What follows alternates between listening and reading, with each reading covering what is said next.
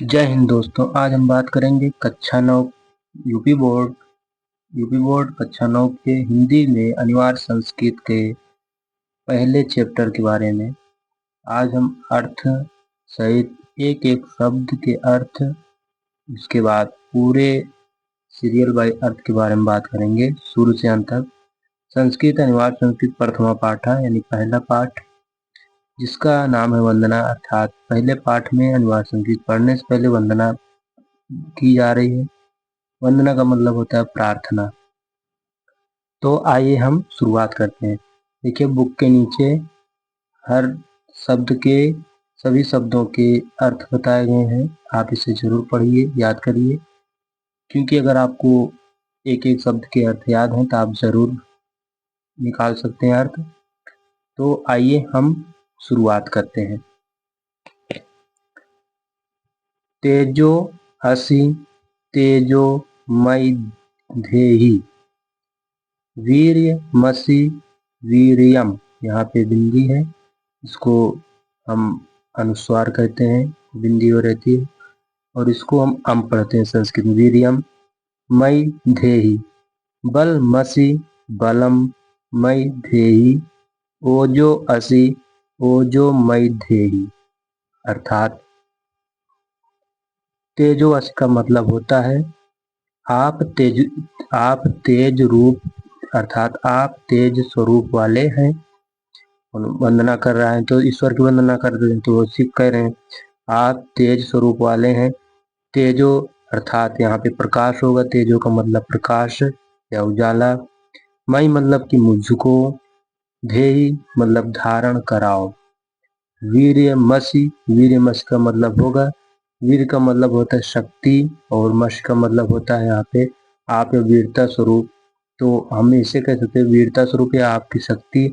वीर्य मतलब शक्ति, मैं मतलब मुझको, धेहि मतलब धारण कराओ।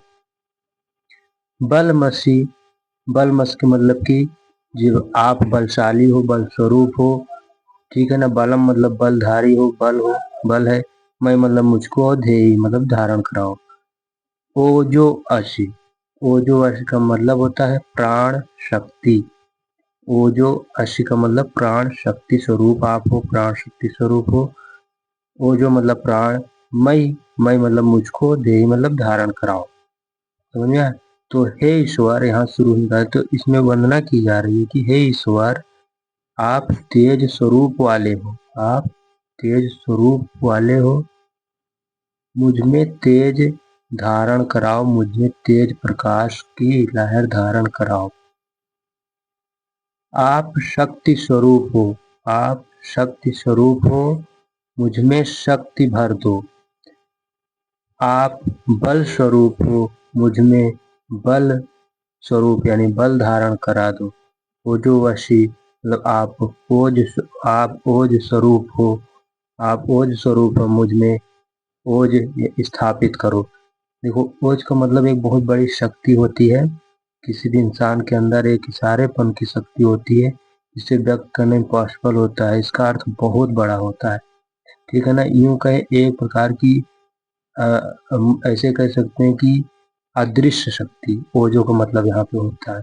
उसी लिए प्रार्थना की जा रहा है। अगला है श्लोक। अस्तो माँ सद गमय तमसो माँ ज्योतिर्गमय मृत्योर मामृतम गमय। असतो, असतो का मतलब होता है असत्य या बुराई, असत्य या बुराई। माँ मतलब यहाँ पे मुझको होगा। सद, सद का मतलब हो कि अच्छाई। और गमय, गमय का मतलब होता है ले चलो। समझ में आया? तमसो, तमसो का मतलब होता है अंधकार से, या हमको कष्ट से, या किसी भी चीज ना। तमसो मतलब अंधकार से, माँ मतलब मुझको, ज्योतिर्गमय, ज्योति मतलब प्रकाश का पर्यायवाची है, तो ज्योति मतलब प्रकाश है, उजाला। ज्योतिर्गमय, गमन मतलब ज्योतिर की तरफ या प्रकाश की ओर ले चलो। मृत्यु, और मृत्यु का मतलब मृत्यु से। मामृतम मतलब कि अमर की ओर। गमय मतलब ले चलो। तो इसका अर्थ होगा, हे प्रभु, मुझे असत्य के मार्ग से हे प्रभु मुझे असत्य के मार्ग से हटाकर सत्य के मार्ग पे, सत्य के मार्ग की ओर ले चलो। मुझे अज्ञान रूपी अंधकार से निकालकर, मुझे अज्ञान रूपी अंधकार से निकालकर ज्ञान रूपी प्रकाश की ओर ले चलो। ठीक। और मुझे मृत्यु मृत्यु मतलब नाशवरता इस बोलते हैं, मृत्यु से निकाल के अमर यानी अमरता की ओर ले चलो। अमरता मतलब मुझे अमर कर दो। समझ में आया? यतो यतः समीह से, ततो नो अभ्यम, ये जो यस मॉडल बना है इसे बोलते हैं अवग्रह चिन्ह। नो अभ्यम कुरु सन्नः कुरु प्रजभ्यो अभ्याम नः पशुभ्यः। ये तीसरा श्लोक था। यतो यता मतलब होता है जिस जिससे। समीह से मतलब आप चाहते हैं या चाहना। ततो का मतलब होता है उससे। नो अभ्याम मतलब जैसे निडर या हम, नो अभ्याम का मतलब होता है हमें अभ्यम मतलब कि निर्भय। अभ्यम नो मतलब हमें और अभ्यम मतलब निर्भय, यानी कि जो जिसके अंदर भय न हो। कुरु मतलब करो। सन्ना का मतलब होता है हमारा कल्याण। कुरु मतलब करो। प्रजभ्यो मतलब कि हमारे संतानों के, हमारी प्रजाओं को। अभ्यम का मतलब होता है निर्भय। और न मतलब हमारे। और पशुभ्यम मतलब पशुओं से या पशुओं को। तो हम पढ़ेंगे पूरा, हम इसको सेंटेंस बैठाएंगे। वंदना करते हुए कह रहे, हे परमात्मा आप जहाँ जहाँ मतलब जिससे होता है, तो जहाँ जहाँ भी बोल सकते हैं। हे प्रभु जहाँ जहाँ से, जिससे या कह सकते हैं हे प्रभु जहाँ जहाँ से चाहते हैं वहाँ वहाँ से। हे प्रभु जहाँ जहाँ से चाहते हैं वहाँ वहाँ से हमें निर्भय कर दो, हमें निर्भय कर दो। ठीक है ना? हमारी संतानों का या प्रजाओं या संतानों का कल्याण करें। ठीक है ना? और हमारे पशुओं को भी निर्भय करें, यानी कि निडर करें, डरे ना। सुनिए आगे है, नमो ब्रह्मणे त्वमेव प्रत्यक्षम ब्रह्मसि, त्वमेव प्रत्यक्षम ब्रह्मा वदिष्यामि, ऋतं वदिष्यामि, सत्यं वदिष्यामि, तन्मामवतु तद वक्तारं वतु अवतु माम अवतु वक्तारम। देखो नमो का मतलब होता है नमस्कार करना। हे ईश्वर मैं नमस्कार करता हूँ, नमस्कार करना। ब्रह्मणे मतलब होता है ब्रह्मा के लिए। यहाँ पे वंदना कर रहे हैं तो यहाँ पे ईश्वर की व्यक्त कर रहा है, तो ब्रह्मा के लिए। तुम्हें मतलब तुम ही। प्रत्यक्षम मतलब साक्षात, कहते नहीं प्रत्यक्ष रूप से। आप प्रत्यक्ष रूप से गए हैं, बात किए हैं डायरेक्ट सामने सामना, तो उसी को प्रत्यक्षम कहते हैं, यानी साक्षात आपके सामने। ब्रह्मासी मतलब ब्रह्मा हो। त्वमेव मतलब आपको ही या मुझको। त्वमेव मतलब तुम्हें या आपको ही। प्रत्यक्षम मतलब साक्षात। ब्रह्मा मतलब परमात्मा। वदिष्यामि मतलब कहूँगा, या हम बोल सकते हैं बोलूँगा भी होता है। ठीक है ना? ऋतम का मतलब होता है वास्तविक या सत्य। वदिष्यामि मतलब बोलना या कहना। सत्यम मतलब सत्य। वदिष्यामि बोलना या कहना। तन्माम अवतु, इसको जब संधिच्छेद करेंगे तन्माम अवतु होगा। ठीक है ना? तो तन्माम अवतु का मतलब होता है, देखो हम इसको अगर संधिच्छेद करेंगे तो ये तत् हो जाएगा और तत् हो जाएगा, माम हो जाएगा और अवतु। तत् का मतलब होता है वह होता है जिसके मतलब ब्रह्मा के लिए यूज किया गया है। और माम मतलब होता है मेरी। और जैसे अवतु का मतलब रक्षा करें। ठीक है ना? तद मतलब वह। वक्तार वक्तारम अवतु, वक्तारम अवतु मतलब वक्ता, वक्ता मतलब बोलने वाले, अवतु अवतु मतलब रक्षा करें, ठीक है ना। अवतु, अब आया अवतु, अवतु मतलब रक्षा करें, हमें लिखवाया है माँ, माँ मतलब किसकी, मेरी, माँ मतलब मेरी, अवतु मतलब रक्षा करें, वक्तारम, वक्तारम मतलब कि बोलने वाले या गुरु की जिसकी, ठीक है ना।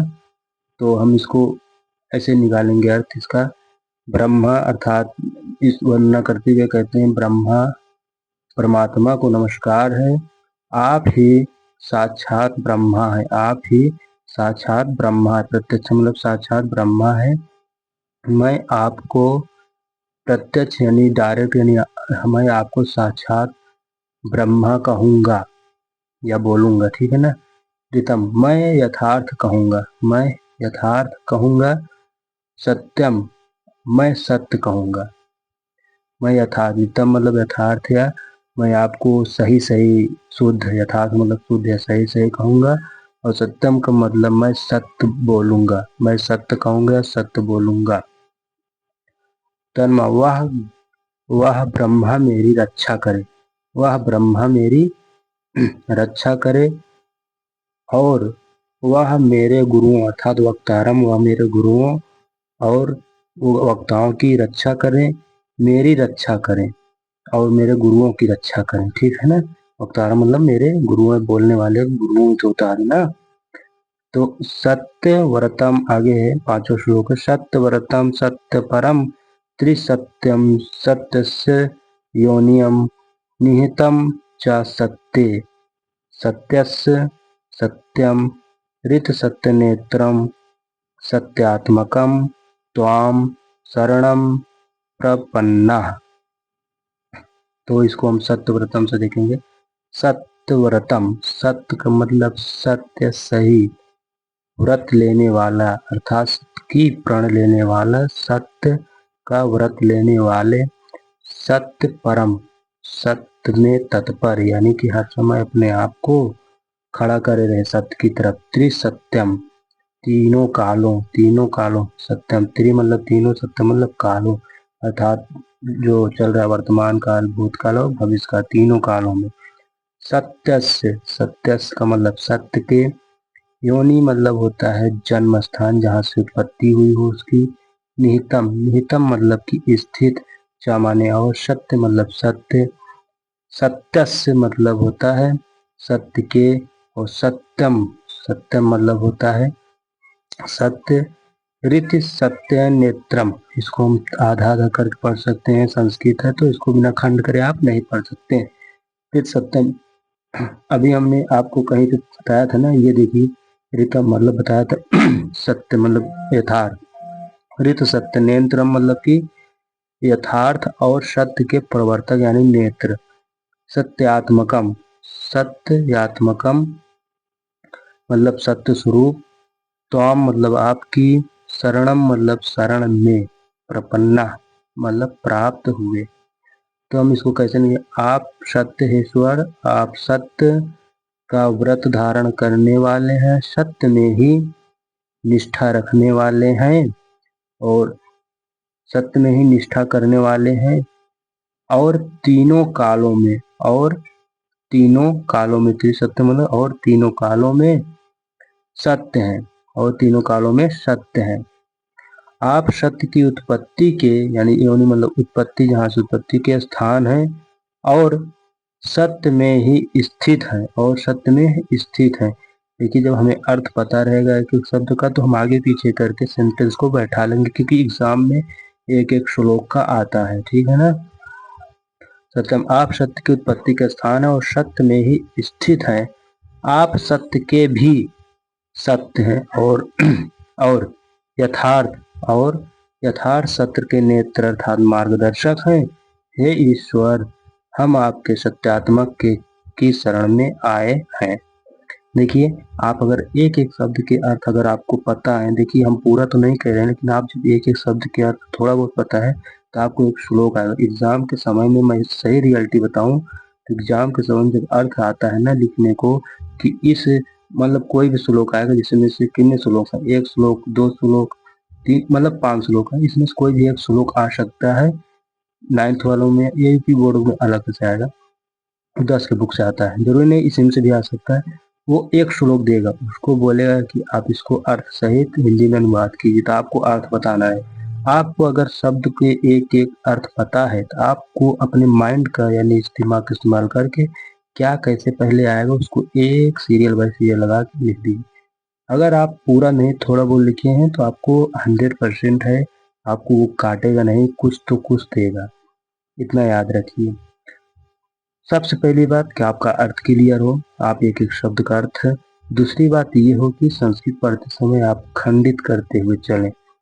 खंडित का मतलब है कि संस्कृत आप एक बार में बहुत बड़ा शब्द लिखा है तो उसको एक बार पढ़ने का प्रयास कभी मत करिए, उसको तोड़ तोड़ कर। जैसे यहाँ पे लिखा है ज्योतिर्गमय, ज्योतिर्गमय लिखा है तो पहले हम थोड़ा थोड़ा ज्योतिर्गमय, ज्योतिर्गमय मतलब प्रकाश की गमन, प्रकाश के रास्ते की मतलब होता है ना, तो आप ऐसे करेंगे, ठीक है ना। तो दोस्तों आपसे हम एक गुजारिश करेंगे, मेरे यूट्यूब चैनल को सब्सक्राइब करिए और लाइक करिए। मैं आपसे उम्मीद जरूर करेंगे, अगर आप कहेंगे तो इसका हम एक एक मतलब इम्पोर्टेंट प्रश्न भी लाएंगे। मैं इतना अनुभव मुझे है कि अगर मैं बता दूं आपको कि ये एग्जाम में जरूर आएगा तो हम पक्का है आ सकता है, 100% है। मुझे तो इतना अनुभव हो चुका है, मैं पढ़ाता भी हूँ और मैं और जगह कहीं भी पढ़ाता हूँ कोचिंग संस्थान में, तो मैं देखता हूँ ना, बताता हूँ बच्चों की क्या कैसे आएगा, तो आ भी जाता है। तो तब अभी तक के लिए यही था। मैं 9th और 10th के अनुवाद संस्कृत शुरू किया हूँ। मैं पूरा तब तक यहाँ पे नहीं रुकूंगा जब तक पूरा अनुवाद संस्कृत खत्म नहीं कर दूंगा। आप अगर कहेंगे तो मैं इसके क्वेश्चन भी सॉल्व कराएंगे, देख किसी बच्चे को दिया तो वो लिख दिया है, तो मैं आप कहेंगे तो मैं इसका क्वेश्चन भी सॉल्व कराएंगे एक एक जी। तब तक के लिए जय हिंद जय भारत।